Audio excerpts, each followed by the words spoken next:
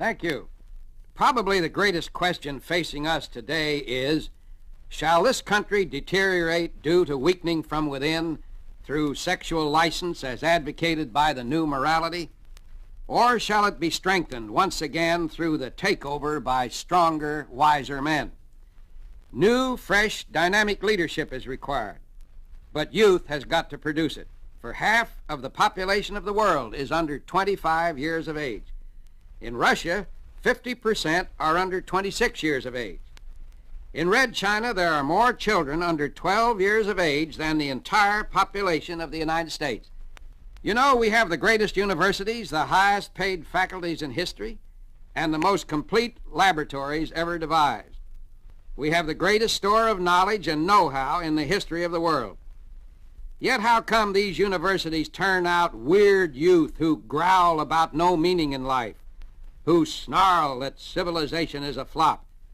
Uncritical sycophants of the loud-mouthed minority, most of whom aren't students at all, but professional exploiters on college campuses.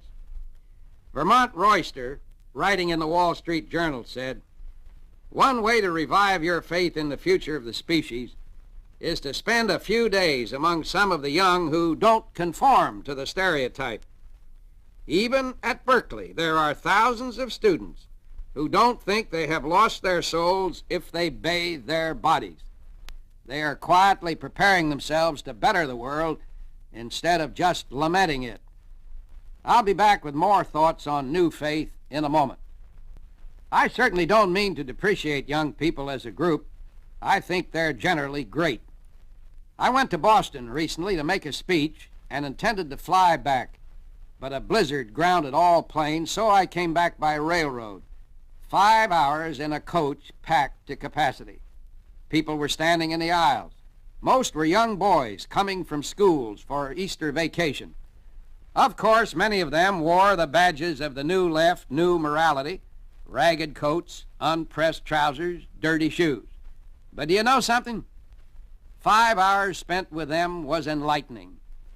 Some of the boys had swarthy faces, others light complexions, dark eyes, blue eyes, but all had lustrous eyes and wonderful faces.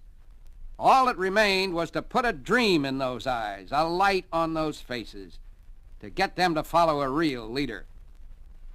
The dedicated, tough breed of real American men hasn't run out. Their enthusiasm for a renewed, reborn country will make the difference between a faded, worn-out civilization and a healthy one with a promise of hope and opportunity for all.